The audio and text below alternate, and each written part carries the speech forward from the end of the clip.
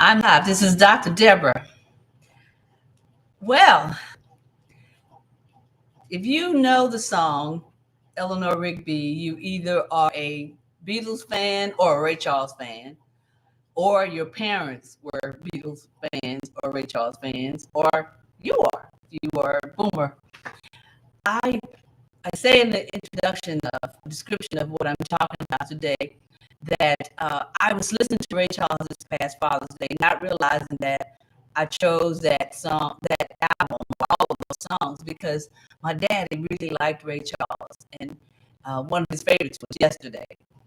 But as I listened to the rest of the songs, Eleanor Rigby came on, and I've always thought about the song because I can kind of hear the sadness in the music and the theme of what is happening. But then this time it got my attention in a different kind of way. And I think it's because I am I am old school in this sense. I don't really like calling strangers that I have to pay to for a ride to the airport. I don't like my friends and neighbors uh, to call these same people to take them to the airport or anywhere. I said to my friend about several months ago, that's my job. That's what I'm for.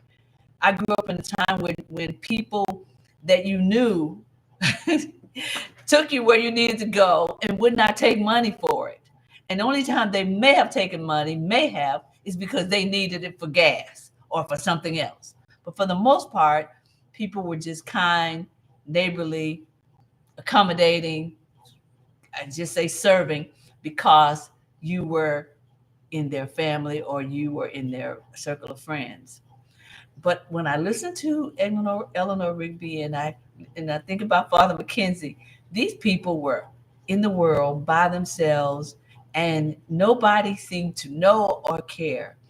And that is the way I feel about all of the texting, everything we do that doesn't require a personal touch, when that used to be the only way we communicated. And I totally get the what's that word? Convenience of that. But I struggle with it because what is going to happen to us when having a human being to talk to? And if you've ever tried to do get some customer service, you know exactly what I'm saying. You need a human being to hear some of the stuff you have to say to get you the kind of help you need.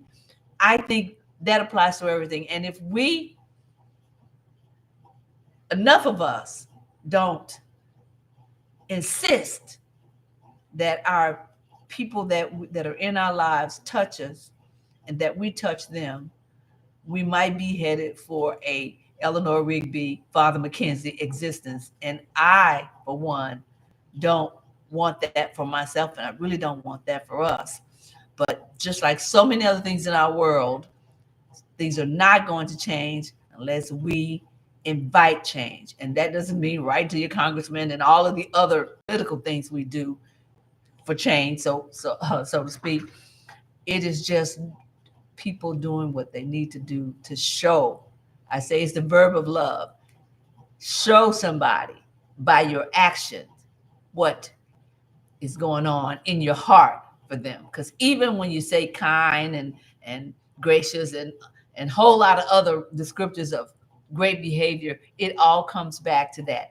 But love is not love unless you're showing those actions. So if you can hear me, hear this. If you care about humanity, if you care about human beings, if you care about your own sense of love and self, then care about others who have that need and have nobody to show them that they care. And that's anybody from the people on the street, in the middle of the street, trying to sell something, asking for money, whatever it is. Your thing is just to do what is kind. And what is kind is what is love. Wow. I'm sure I'm leaving a lot of stuff out, but I think I made my point. How are you loving?